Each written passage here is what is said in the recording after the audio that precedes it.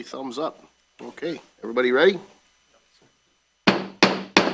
Good evening, board members and residents. I'd like to call to order our regular board meeting for Monday, February 24th, 2025. I'd ask that everyone present please rise for the Pledge of Allegiance. I pledge allegiance to the flag of the United States of America and to the republic for which it stands, one nation, under God, indivisible, with liberty and justice for all. Mr. Witt, will you please take the roll call? Yes, Mr. Batkins? Here. Mr. Brado? Here. Mrs. Brown? Here. Mr. Olgiati? Here. Mr. Tominello was asked to be excused. Mr. Witt, here. Mr. Verkust? Here. Thank you. Next on our agenda is the approval of the consent agenda, including the approval of the regular board meeting minutes of February 10th, 2025, approval of the bills in the amount of $1,788,182.80, approval of the January 2025 revenue and expenditure report, the SMART fiscal year 2025 specialized services contract approval, approving the bond payment for 41B District Court, and approval of the 2025 funding for Phragmites right-of-way treatment. If there are no proposed changes, I'd be looking for a motion to approve the consent agenda as presented. So moved. For support? Support. It's been moved and supported. Discussion? Hearing none and seeing no public comment, all those in favor, please signify by saying aye. Aye. Those opposed? Motion carries. Thank you, Board. Next is the approval of the regular agenda. I'm not aware of any revisions. If there are none, I would be looking for a motion to approve the agenda as presented. I'll make that motion. All right, is there support? Support. All right, discussion. Hearing none and seeing no public comment, all those in favor, please signify by saying aye. Aye. Those opposed? Motion carries. Thank you, Board. Next on the agenda is announcements. Few announcements. Macomb County has notified us that they are offering income-based tax services for qualified residents and all veterans within the county. This will be services for preparing income tax returns. Please visit the township website for more information on how to schedule an appointment to receive this benefit. Our senior center is continuing to add more exciting programs to their existing schedule.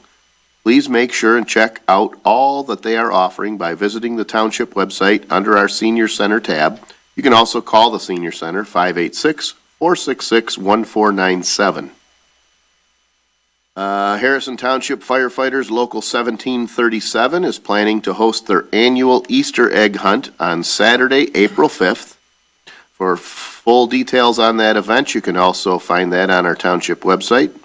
And for more information on these, as well as all other township events, you can call the supervisor's office, 586-466-1445.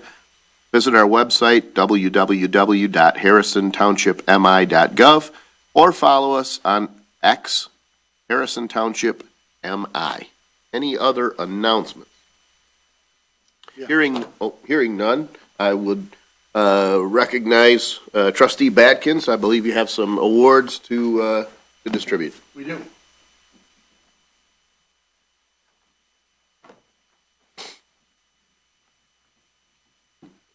Rob? A second?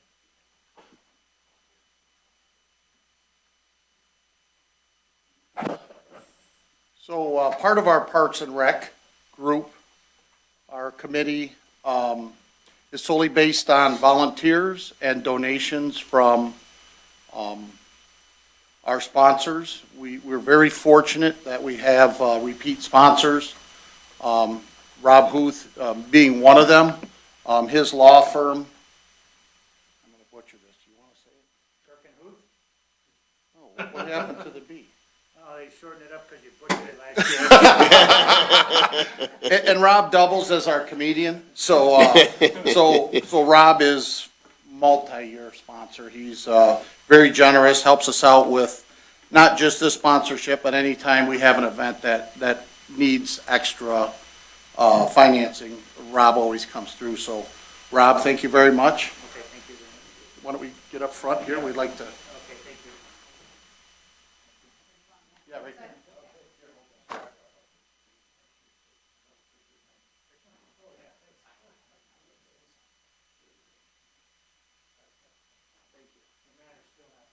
Yeah.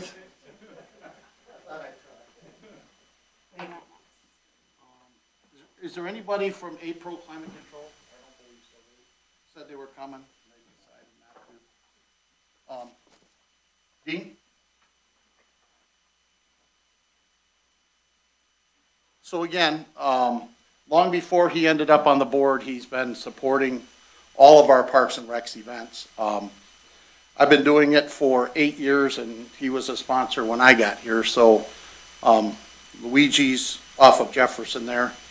Some of my colleagues feel it's the best second best Italian restaurant in Macomb County. I think it's number one myself. I say it's number one. Okay. I think you said Olive Garden, but I said Luigi's. So multi-year sponsor, again, somebody that steps up when there's some funding issues and towards the end of the year when we need a little bit extra. We always know we can count on Dean. So I'd like to thank you, Dean, and your restaurant, Luigi's. Thank you very much.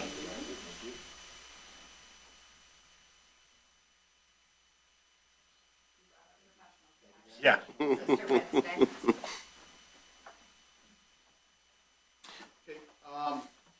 Ryan and Blake, come on up, please. Did they tell you you guys had to speak tonight?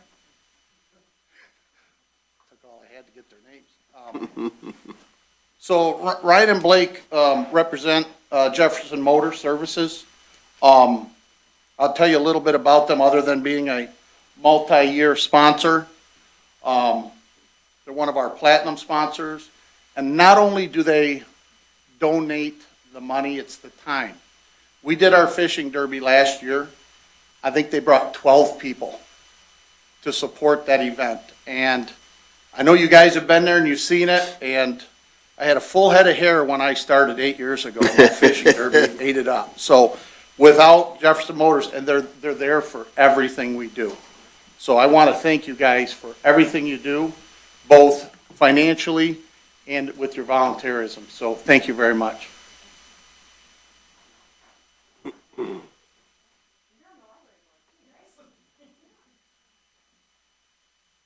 They work on a few of my cars. They're outstanding.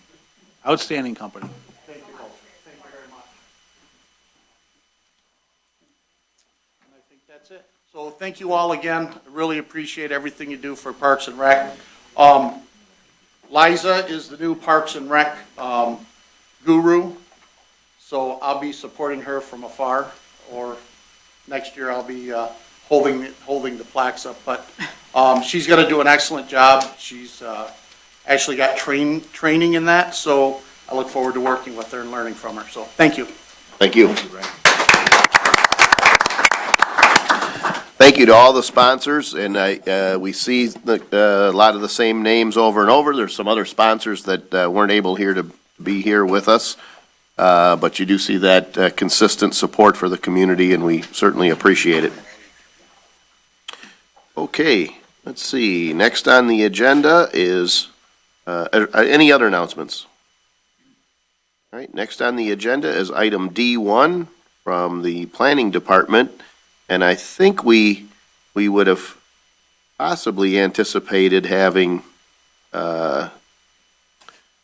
Tominello speak to this, since he is the Planning Commission liaison, and his mother. Yeah, this item was at our planning commission, and originally they had recommended denial, and it came to this board for consideration at a previous board meeting. At that board meeting, the petitioner had put forward that they would be open to a conditional rezoning. At that time, this board, based on that proposal, referred it back to Planning Commission. Planning Commission reviewed the conditional rezoning, went through their entire process again, and based on the conditions set forth, they offered a recommendation of approval for the project. So ultimately, it's up to this board to decide whether or not we allow for the conditional rezoning based on the four items that they proposed within their conditional rezoning. And I believe, I don't know if there's value in discussing those particular four conditions. I don't know if board members, I mean, it was in the board packet. The Planning Commission did recommend approval of the conditional rezoning for this. I believe initially, prior to the conditional, they recommended denial. Correct. After the conditions were included, I believe at their January meeting, they approved, or they proposed, recommended approval of the conditional rezoning. So, with that, the proposed recommendation is to approve the conditional rezoning from local commercial to general commercial in accordance with the rezoning review standards that were set forth in the township planner's letter and with the conditions that were proposed by the applicant. I'll make the motion to approve the conditional rezoning, based on the conditional rezoning proposed. All I'll right, second it if you make it October 17th, 2024. The first line has got the wrong date on it. Oh, the background, yeah. Yep. Yeah, yep, I agree. Well, it's background. The motion still stands. yep. All right, good. So we've got a recommendation with a motion to approve the conditional rezoning with support. Is there any discussion? Hearing none and seeing no public comment, Mr. Witt, does this require a roll? Yes, it does, sir.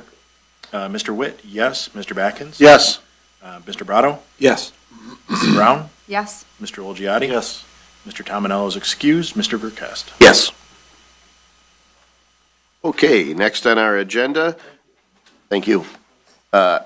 Discussion regarding Engine 2. Board members, Sunday, February 16th at approximately 3 a.m., our Harrison Township firefighters were responding to an accident on I-94 when Engine 2 was struck by a tractor trailer. It was a hit and run. It was lights and siren, vehicle was lit up, but it was slick conditions. Fortunately, no one was injured, but the apparatus is damaged beyond use. Chief Bostater has been working with our insurance carrier, MMRMA, on the claim, and the assessment of Engine 2 was scheduled and in fact did occur today. Engine 2 is our 2006 Pierce, which has been identified as needing to be replaced. So you may recall we have two frontline apparatus and then kind of a backup. So obviously Engine 2 was literally in service on the 16th, so it is a critical piece of equipment. But it was the one that we talked about in the workshop as needing to be replaced. So we looked at a lot of different options. As of the time of applying for this, we hadn't really had any particular recommendations, but Chief Bostater's been working on it, so I will invite the chief up to the podium to address the board, kind of fill us in on what's happened so far and what the recommendation is from our fire chief. All right, thank you Supervisor Verkest. So good evening, Board of Trustees and guests. So everything that you stated, you take a really bad scenario and it was the best case scenario of something really bad that happened. Approximately 30 seconds later and they would have been out of the truck and not seat belted, and we could have had catastrophic injuries. So we're really fortunate, and unfortunately, we're losing a piece of apparatus, but a lot of times one door closes, another one opens. So in very short order, we started to look for a replacement. And mind you, we intended on making a purchase and placing an order in March for a new fire apparatus to replace this 2006. Since then, we have found through the company that does all of our repairs, R&R, they had a trade-in of a 2014 Smeal MetroStar, and it's got 82,000 miles on it. It's a 1,000-gallon tank. The brakes are 60% wear on the fronts, 50% wear on the rears. We have all the service records. It was bought brand new from R&R. Really is reassuring to know that we have all the service records. We know everything that's happened with it from the beginning. It used to be a Trenton fire truck. So they traded it in. We have an opportunity to buy it. The asking price is $300,000.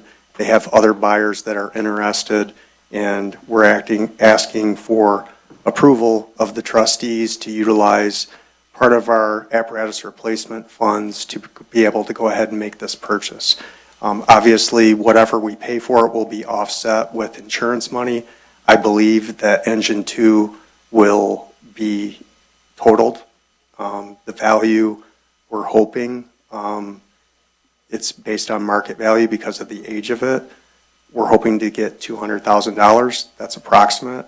And so we're looking for $300,000 to use from our apparatus replacement fund, plus a 10% contingency to be able to do some of the repairs for the wear and tear, preventative maintenance, corrosion prevention, a little bit of paint touch-up that needs to happen to the rig, and just outfitting it. So we're asking for an additional 10% to be able to do that. We have invoices for all the repairs that we've done to engine 2 across the last 3 years. We intend on using those invoices when we make the insurance claim to be able to get the maximum value of the apparatus. So we're asking for $330,000 to use from our apparatus replacement fund, which is $550,000 currently. So a couple of things. As soon as we found out that engine 2 had been in the accident, the chief began the process of initially just shopping the market, because when he corresponded with our repair company, based on the condition of engine 2, they said, they're not appraisers, but they said, we think the damage is going to exceed the value of the rig. I think the chief had mentioned to me that particular body on engine 2, the 2006 Pierce, is aluminum. And so because of that, the repair companies that might otherwise do some of the repairs had said they just don't repair those. That would involve putting a whole new body on. You're talking about a vehicle that's almost 20 years old. You start to get to that issue. So first step was saying, hey, what is this thing worth? Because we don't believe it's going to be repaired. That's step one. Number two, what do we do during that time that we're without, our third apparatus? So in the process of investigating that, he learned that this vehicle was available. Our insurance coverage gives us a replacement vehicle for fire apparatus if they're 15 years old or newer. After 15 years old, they look at what is the actual cash value of that, and there's a couple different ways to calculate that. So we don't know yet for sure if the vehicle would be repaired and replaced, but everyone that we've spoken with that does that sort of work has said they don't believe it'll be replaced. So before we leave that subject, think about this. Let's just say hypothetical, it's going to be repaired. If it were repaired, it's likely a new structure, a new body. It's months and months away. And if it is repaired, it has a value that it could be sold. We were planning to liquidate the 2006 anyways. We just thought we would order a new one. It might be 2 to 3 years to be able to replace it. So if they do repair it, it doesn't necessarily mean that the purchase of this 2014 is a bad idea, because if they repair it, and we said, wow, we thought it was worth $150,000 to $200,000, something like that, and it would presumably be worth that or more when that time comes after it was repaired. If it's not repaired, we're going to negotiate with the insurance company to try to get the most cash value that we can to help offset that. But in the meantime, we've got a need for a third apparatus. The chief had talked about the contingency, the 10% or roughly $30,000. We know that part of the reason that the apparatus came in from Trenton was A, they had had a new truck delivered, but also B, there was a need for some repairs to this 2014 unit. And it stands to reason that if, as a municipality, let's face it, if the chief came to us and it was our 2014 and he said, hey, the flux capacitor needs replacing, but we can limp by while we can, we probably wouldn't spend that extra money. So if we're going to buy a used unit that was traded in, there's probably some logic in authorizing R&R to make sure that, there isn't any deferred maintenance that needs to be done because it's going from somebody's about to get rid of vehicle to one of our, in-service vehicles. Chief, you'd also mentioned that you had analyzed, the tires on the two apparatus. Yes, so on engine two, the damaged vehicle, the tires are fairly new, whereas this 2014, they need to be replaced. So we're going to have an opportunity to switch the tires out as well. They're the same size. Yeah. Yeah. So we checked the size when we went down there to check out the rig, and we go, hey, these tires are tired, but we know ours are in good condition on engine two, so we're going to switch those out. So that's some additional savings. And, the key is that it kind of just changed our whole game plan. We planned on ordering a new apparatus. Now that we're getting a newer reserve apparatus in a 2014 model, 8 years newer, we're really looking at delaying making a purchase of a new apparatus. So, anywhere, depending on the brand that you order, they're 2 to 3 years out on an order. So we're looking at delaying ordering a new apparatus for at least 2 years. So, the notion being that where we thought we might be committing to placing an order and spending, 7 figures, down the road, we have the cash available for this. Very likely half of that cost, maybe greater, could be offset by the cash value of the rig that we have. So we'd be putting some of those savings back in. We'd have a vehicle online in, I wouldn't say immediately, but in relatively short order because we don't know of any major repairs that the engine needs. Approximately a month. Yeah, so when Is you what we're factor looking all for those things turnover. in, this seems to be the best way to keep our equipment current, maybe delay a major purchase for, a couple of years or so. It's the way these things change, it's, I think, this is my 17th year on the Board of Trustees. We went 17 years and never had an accident where a truck got totaled, but, who knows? Something else could come down the line. This seems to be the most cost-effective way to be able to maintain the vehicles and apparatus we need. So for those reasons, I definitely support the chief's suggestion. I don't know if there's other questions. I'm happy to make a motion if there isn't. Yeah, make a motion. Make a motion. One question Sorry. for you real quick. So just doing the math in my head, you're looking at delaying another vehicle purchase by about 5 to 6 years, is that correct? So Approximately. I would say closer to 4 years. 4 years, okay. So At least 2 at this point. Yeah, Right. so, Two- and, 2 years of usage and then 2 years. yep, on- so on a place, lease, yep, so place an order and then it's 2 more years. So that would put this apparatus right at 15 years old, which is really end of life. Trenton Fire, they are on a different apparatus replacement schedule. They are 10 years. And so they're replacing every 10 years. And so that's where they were at with this one, and they were turning it in, and they have a new Smeal Spartan. So, the good Made in news. Michigan. Yes, and they're made in Michigan. So Spartan chassis is made in Charlotte. And again, this change where this 06, we know now, obviously we got as much as we could out of that 06. It would still be in Yeah. service today had it not been for this unfortunate accident. But with this purchase, this makes this an 11-year-old unit. So if we push it 4 years down the road and it's within that 15-year age, we also are maintaining that replacement value. Like, in other words, if we can keep our rigs 15 years old or less, it kind of coincides with our liability carrier who offers, a replacement vehicle for vehicles within that age. Well, it sounds to me like it's a win-win. We buy a couple more years. We can make a more educated decision, even though I know you make educated decisions, but we can buy a couple more years and get a newer vehicle that will service. Yeah, I kind of thought about this too. If we ordered a unit, about $1.5 million. I mean, it can vary, whatever, but let's just say, and we hope to get 15 years out of it. So like, hey, the going rate is about $100,000 a year for a piece of apparatus. So if we get this unit and let's just say we spend 300, we get 150 back conservatively. If we can get a year and a half out of it, if we can get 2 years or 4 years technically by the time we place an order, I feel like we're kind of ahead of the game. So it did seem to make sense to me.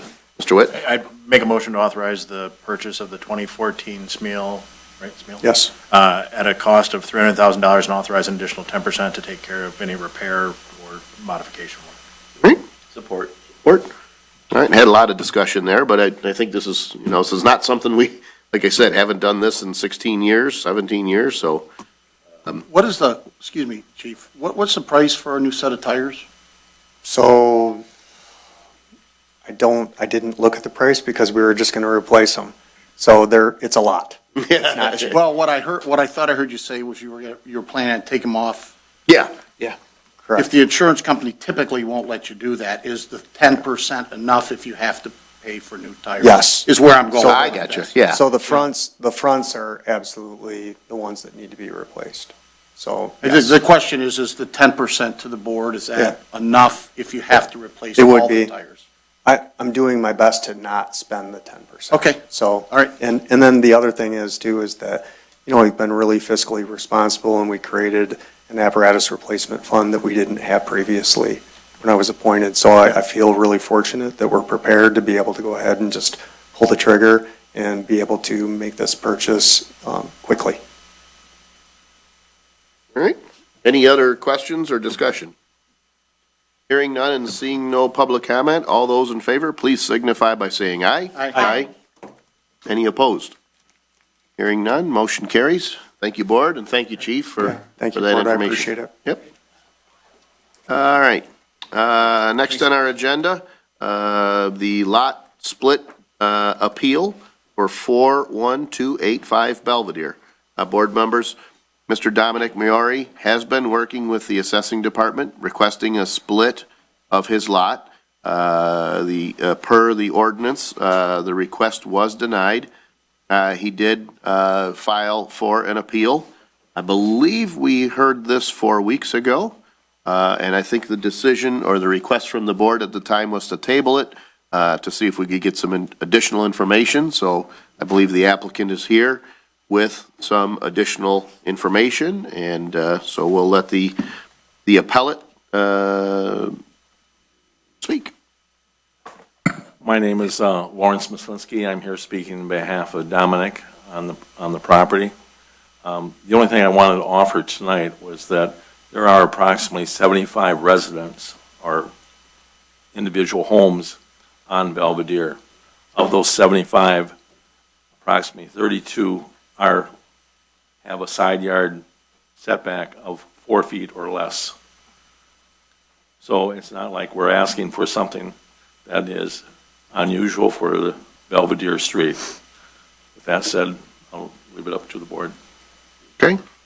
So I seem to recall one of the requests was asking about a dimension on the rear of the structure, but I don't know if we ever received that dimension or not. The graphic on the plot plan or site plan Exhibit A looks like it's closer at the rear, but it doesn't look like it's radically different. The front of the structure or the area of the structure nearest the road is 3.8 feet from the lot line. So I don't know if we know what that figure is or not. Do not know it. No, I did not get that information for you. Discussion, board members? Any questions or? Well, I've driven down that street probably 10 times in the last 2 weeks. You guys probably think I'm casing it for a burglary. I'm really not. I'm just kind of checking everything out. We thought you were doing deliveries. Yeah, exactly. But I understand. I've given it a lot of thought, and I understand the hardship that you have, and I also understand the way houses are situated on that particular street itself. There's not a lot of conforming dwellings on that particular street. I feel like with the fact that it was 3 lots before, and I've kind of expressed myself just before in the past, even though I know it's not an ideal situation, I feel like it can be platted back to that particular lot variations or lot sizes, I should say. One thing that I did read in the report, though, was the fact that you don't have an up-to-date survey on those 3 particular lots. Is that something that you are aware of? Because I saw that through the... I didn't know, but I can provide whatever you need, and I apologize for not giving you the other information that Mr. McCess had requested on the front to back setback. I just know on the denial, the young lady, Deborah Kopp, said that there was done a survey that was present, that was needed. She mentioned something about, I know you have Larry talk to her directly, because I'll mess it up if I get involved with it. But something about the survey that Larry turned in originally was different, and I think Larry and her can resolve that quickly. I don't know much about the drawings or that kind of thing. Well, and what I would say, and this isn't saying that we should or we shouldn't, but if the board were to approve the splits, really, in essence, what we're doing is we're going back to that original lot definition. So there is a clear legal definition of lot 139, lot 138, and 137, right? Should we approve this split, I anticipate that any potential, the applicant has indicated a desire to potentially sell those lots, and, you know, based on the value of those lots, I'm guessing someone ain't just walking in and throwing out cash. I mean, there's probably some of those steps that are likely to occur as a result of any potential future sale. I plan to build next door Okay. myself. Okay. The Maybe- one, Maybe twice, I don't know, depending how much energy I have 4 years from now. right, the one issue that I just wanted to kind of bring up is they are obviously 50-foot lots. You do realize that no matter what gets built on that particular, it has to meet side yard and front requirements. I mean, it's going to be very, very difficult for you to go in front of the ZBA and ask for those type of variances. It would not, the building code requires 12 feet between buildings. Right. So that means the building adjacent to this property would have to be a side yard setback of approximately 9 feet. Right. Right. And I think that's where part of the concern was, is whether or not, again, hypothetical, in the event that we were to approve these splits, I don't know that we want to encumber lot 138 by action tonight, or whether we want to somehow say, I mean, no matter who buys 138, they have to have a certain distance between the structures Yes. per that code, per that requirement. I think it would And, go into- and so it kind of brings to question whether or not this board, as a decision-making body, has to encumber 138 or not. And I'm going to kind of look to the attorney to see what your feeling is on that, as to whether or not that should be a part of this action, right? Or if the default of the building codes are sufficient. I'm not sure that the answer. Well, just listening to the board's discussion the last time it was up, and then brainstorming a little bit around the office today, I've reached a conclusion that if you want to go forward with it, it'd be best to make that known now at this level, that your preference is that you would allow this, but the expectation is that there's not going to be a request later for a side yard variance. The applicant has said tonight and the other time he was here that he wasn't going to seek that. So just like what you did with the previous application on the rezoning, you put some conditions on things if people want to go forward and honor their word. And tonight, I think it'd be appropriate to say that it's conditional on the applicant agreeing not to ask for a side yard variance. Would it be the applicant alone? I mean, and no offense to you, but if he sells the property. Yeah. and- Right. No, excellent point. The applicant or the assigns to the Okay. property. If I have to sell anything, I'm happy to put it right on the front of the deed. It was more so a question of whether we could encumber another party. It wasn't. Correct, right. The idea is that we don't want to create some unsafe condition where structures are too close and due to firefighting requirements, things like that. I don't know that I know that there's things you can do between structures to change whatever those, I don't know that we as a decision-making body are in the position to dictate those things. The question is, I think if this board does see value in granting this lot split request, that I think there is value in the motion talking about some potential encumbrance on on the north side of lot 138. What are the side setbacks for the lots? I think it's 6 and 8, but as you said, 12 between structures. 7 and 7, 6 and 8, but the ruling is it has to be 12 feet between structures. So if I could keep And- the 12 feet between structures all the time, if I build 2 more houses, would that satisfy the township?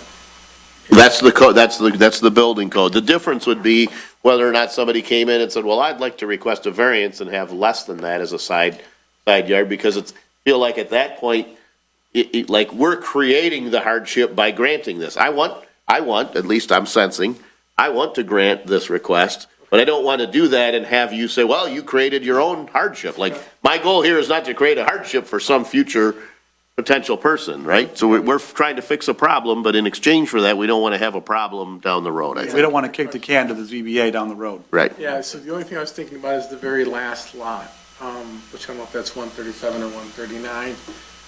137 is the southernmost lot. The 139 is developed, 138 is in the middle, 137 is the southernmost. So thank you. So Yep. like 137, as I'm shifting the houses more left, they'll look, ideally, they'll look like they're meant to be in the required, whatever the code is, because they'll be 12 feet apart. If the house before 137, if I could create 12 feet or more, the only thing I might ask is, could I have a 5-foot setback on that side if it's still 12 feet? Again, that would be us creating a hardship. I think that's what we're saying. We don't want to say, hey, listen, you're coming to us saying, hey, could I do this? I don't want 138 and 137 to say, wait a minute, I don't care who builds on them.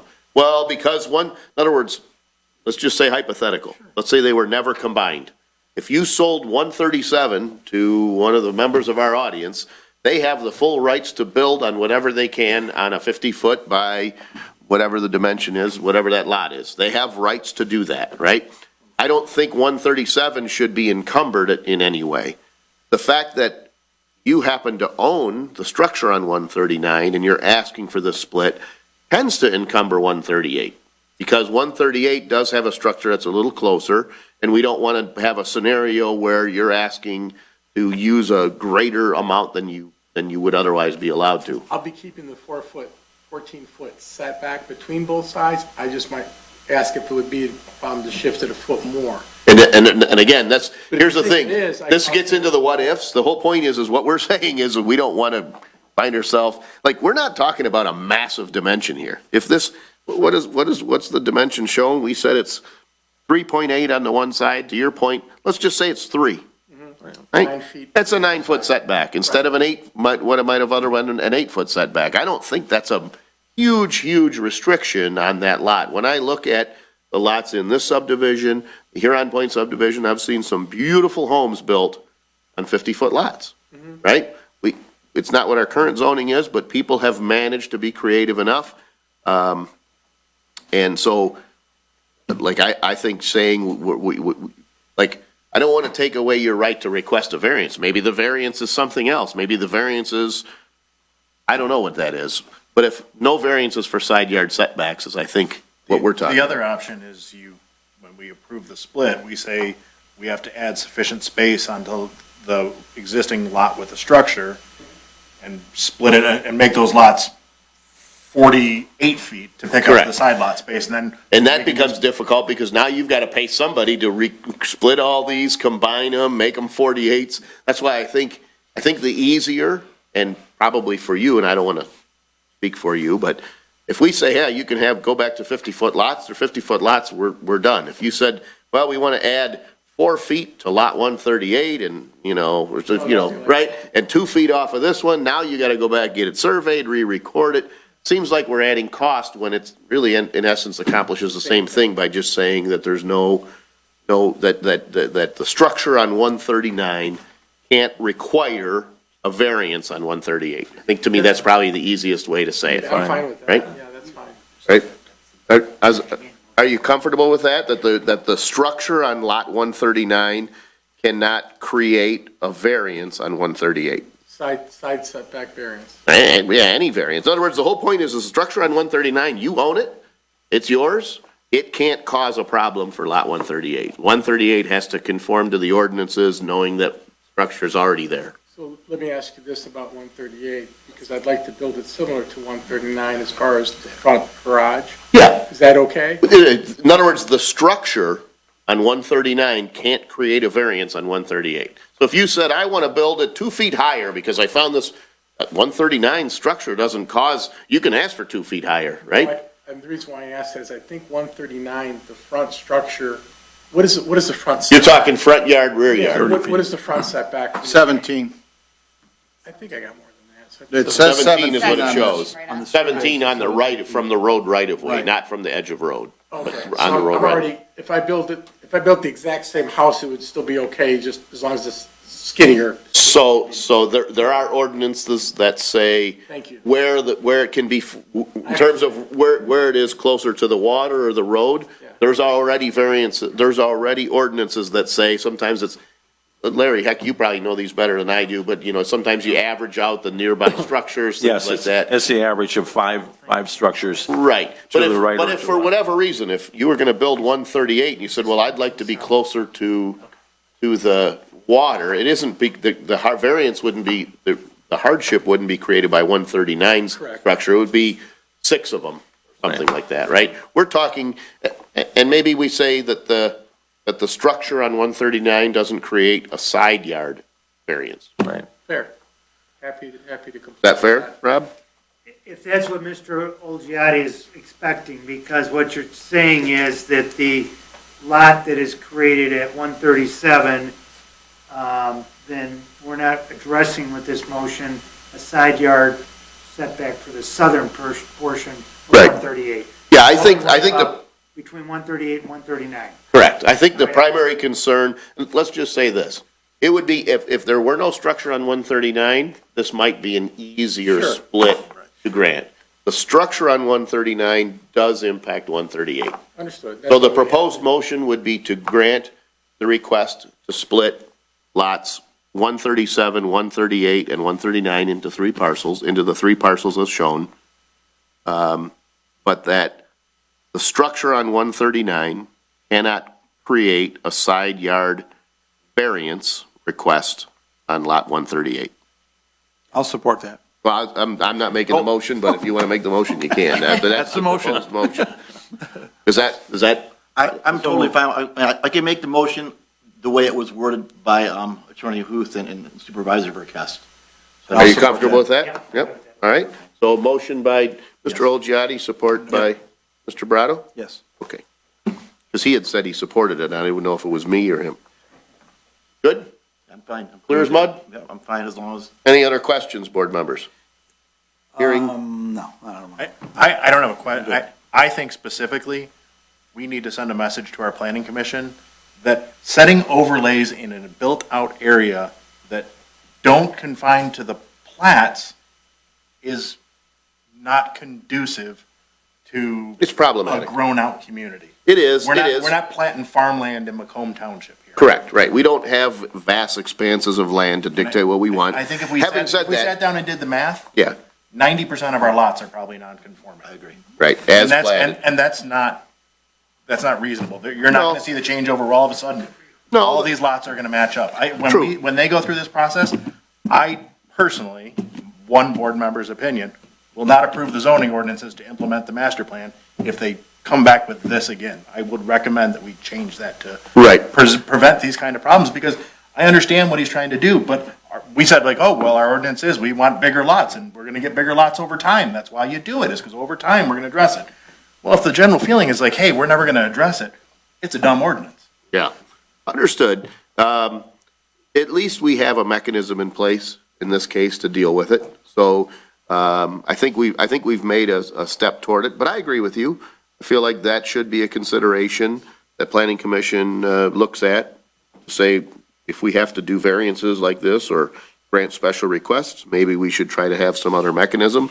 The flip side is if the only way we can resolve these is through some appeals process, that might be there's, no matter what the zoning ordinances are, there'll still be a ZBA, because we won't think of everything. So, any other discussion?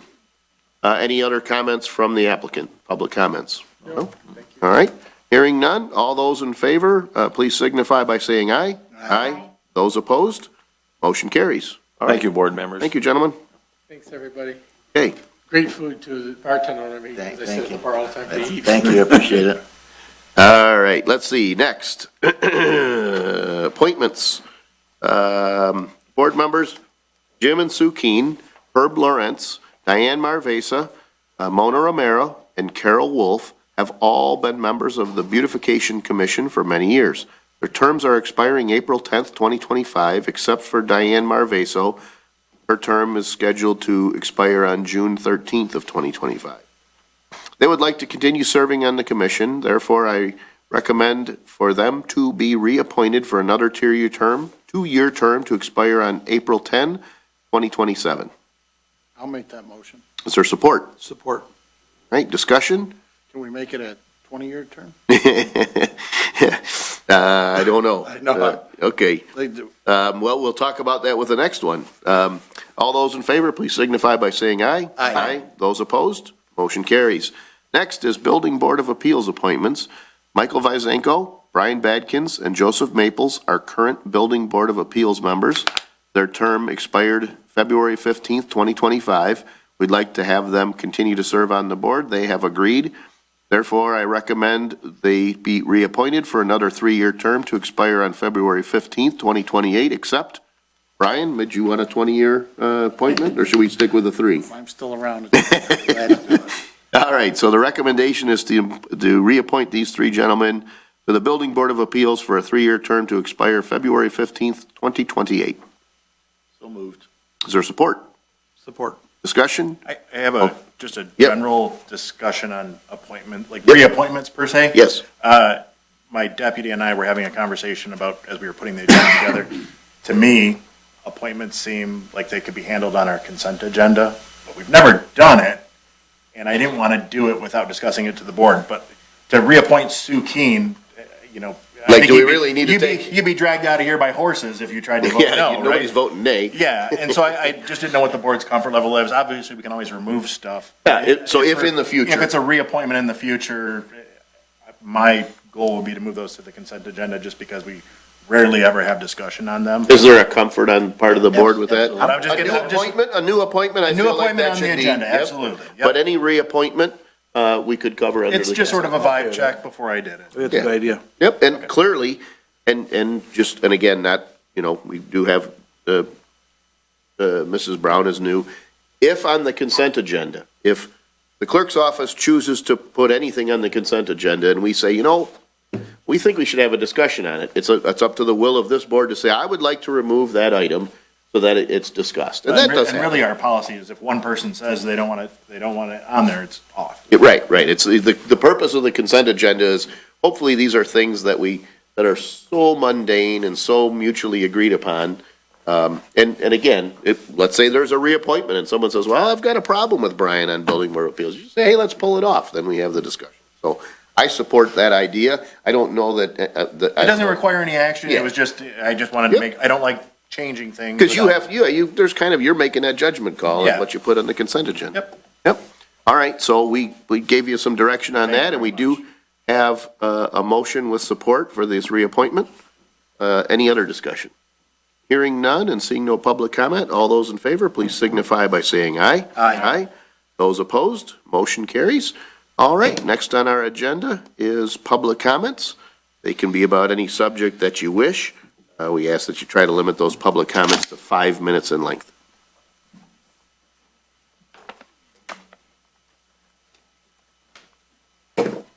C. William Bardell, 28-year resident, clean cut, do-gooder boy next door. Just want to remind everyone, check out Save Lake St. Clair on Facebook, and try not to get too infatuated with the politicians patting themselves on the back too much. You'll be hearing about a lot of projects over and over again, I'm sure. But there's a little bit of movement going and a little bit of reading material for you. So check it out and have a wonderful evening. Thanks for listening. Thank you. Thank you. Is there any further public comment? No. Seeing no public comment, we'll close the floor for public comment, move back to board comment. Any board comments? Candace Miller had sent an email on the 12th regarding the Eagle letter that the Macomb County was sending. I believe everybody may have gotten it. It said, good afternoon, community leaders. I know we had sent a resolution along a while ago. Is that? She included that resolution. Okay. So if you go through that attachment, what you'll see is she included all of the resolutions that. Okay. So I felt like restating what we said before is kind of like a, Yep. she took the liberty of including, let's see, I mean, I don't know. comes back. Well, I asked Adam if we were planning on writing a letter on behalf of the entire board, but he had said that the resolution was already in. Clinton Township's included, Warren is included, Harrison Township's resolution is included, Macomb County Board of Commissioners is included, Sterling Heights City Council, Mayor of Mount Clemens, Mount Clemens is included.